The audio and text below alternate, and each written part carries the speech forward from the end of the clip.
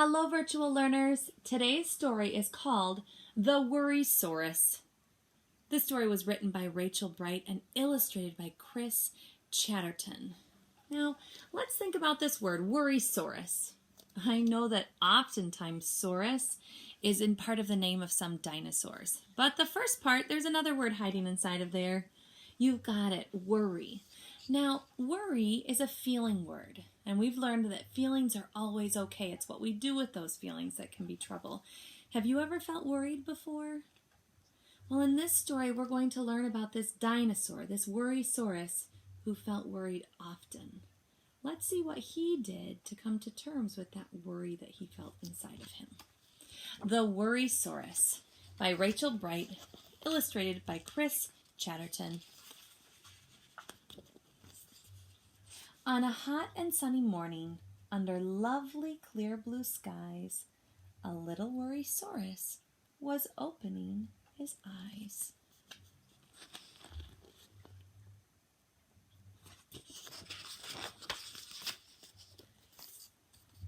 He brushed his pointy teeth, then washed his top and tail. He packed a bag of snacks and set off on a trail. He skipped along with happy legs across the golden sand and thought about the day that he had plotted, sketched, and planned. Did you notice that this is a rhyming book? A lovely, yummy picnic, a delicious summer spread. Worrysaurus liked it when he knew what lay ahead. Now, in this picture, I see that he has a whole plan. Instead of writing a list, it looks like he drew a picture of what he wanted to do. So here was his home from the beginning of the story. So it looked like his plan is to go through all of these trees, right, up and around, into this spot. I don't know what this spot is going to be. Looks like he's going to go over some water around. It looks like there's a cute little rug here. And then up on the hill maybe for the sun. I don't know. And then here I see this picture of some food. I wonder if this is the food he's planning on for his picnic. What food can you identify in the picture? To identify is to name it, to say what it is. So these look to me like bananas, a chicken leg, a sandwich. What do you think that is? Oh, that looks delicious. A cupcake, cheese, an apple. I think that those are chocolate chip cookies. That would be my guess. I would want those on a picnic. And some delicious strawberries. Yeah, that looks like a pretty good spread there for a picnic. But he hadn't got far, you see. It hadn't been that long before his busy head dreamed up some things that might go wrong. Had he made enough to eat today and brought enough to drink? This Worrysaurus often was one to overthink. So thinking and planning is really, really good, but maybe you've heard someone say you're overthinking it. It means you're thinking a little bit too much. So right now the Worrysaurus, instead of knowing I packed good food, I have water, I'm all set, he's worrying, did I pack enough? Will I have enough to drink? What all is going to go wrong? He's worrying, that first part of his name. Let's see how he deals with that feeling, that worrying. What if I get lost, he thought, or trip and have a fall? His happy legs were slowing to a snuffly, shuffly crawl. Worrysaurus liked it when he felt he was prepared. Unexpected happenings, they made him feel quite scared. Do you ever feel that way? You like to know what's happening next? Right now, Worrysaurus doesn't know what's happening next, and it's making him feel scared. You've got it. So when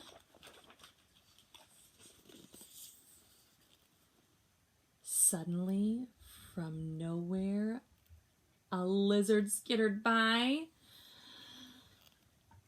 shouting in a squeaky yelp and pointing to the sky. I think a storm is coming.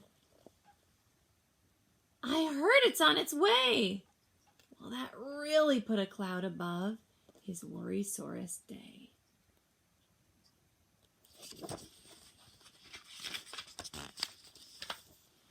"A storm?"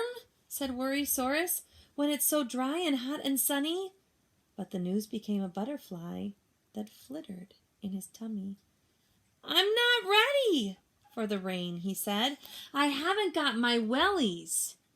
His teeth began to chatter, and his knees, they turned to jellies. And all the while, the sky was blue. The sun had shone and shone. But now his lovely picnic thoughts were definitely gone.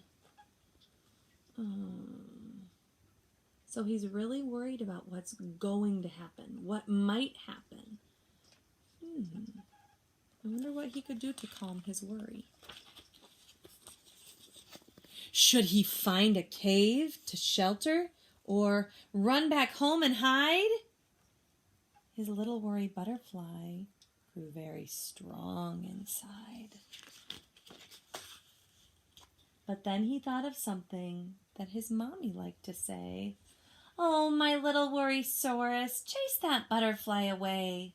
Don't you worry now, my lovely. You must try not to fret. If it's not a happy ending, then it hasn't ended yet." So he reached into his bag just then to find a little tin. It helped him with his worries. It had happy things within. A special stick, his teddy Ned, a pebble, and a letter. And he held them one by one, so everything felt better. Then he put away his tin and all the worries in his head, freed his little butterfly for happy thoughts instead. "I'll chase my fears away. All is good and all is well, and everything's okay."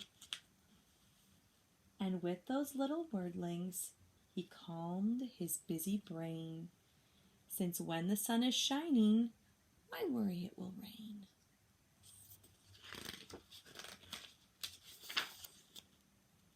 So he shared his little picnic with the lizard and the sun, and they laughed at all their worry and really had some fun, since when you're in the moment, there's no need to run or hide. And then the only butterflies will be the ones outside.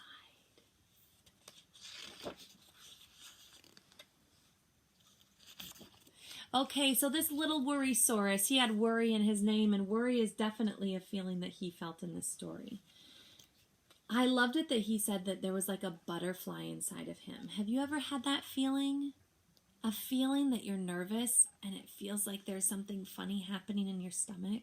Some people call that butterflies in your tummy, and I think that that's a really good description of that feeling, when you're worried and your tummy just doesn't feel quite right. So Worrysaurus began to worry that he didn't have enough food, that something was going to go wrong, that he was going to go lost, that it was going to go rain. We all have feelings like that sometimes. But let's go back and remember what Worrysaurus did. I think it's pretty important. Number 1, he thought about someone who loved him and the words that they had told him. And his mom had told him, "Oh, my little Worrysaurus, chase that butterfly away. Don't you worry now, my lovely. You must try not to fret. If it's not a happy ending, then it hasn't ended yet." So he thought about someone who loved him and important words that they'd told him. And the important words were, chase the butterfly away. Don't let those worries take over. Then I thought that this was brilliant. He had a little box, and inside of this box were special things to him. A stick, a teddy bear, a pebble, a letter. He took them out and held on to them for just a little bit to remember that he could calm down. But then, you know what? He put those away and he decided to just enjoy the day. If you're feeling worried, I encourage you to do exactly what Worrysaurus did. Think about someone who loves you and something that they remind you about when you're worried. Maybe find something special to you if you have a lovey, or a letter from someone who cares about you, or a special stick or a pebble. Hold on to that for a second and then see if you can just go and enjoy your day. In this story, the Worrysaurus, there were really three characters. There was the Worrysaurus, and then there was the lizard that he was playing with. And then his mom, he remembered what his mom said, so I would consider her a character too. Where did the story happen?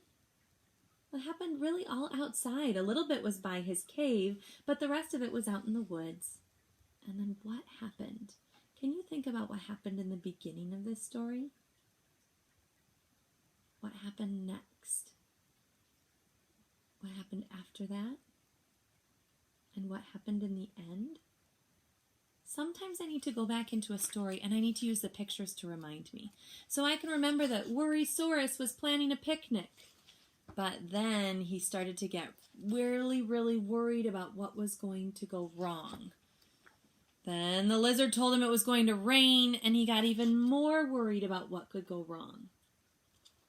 But then he remembered the words of his mom.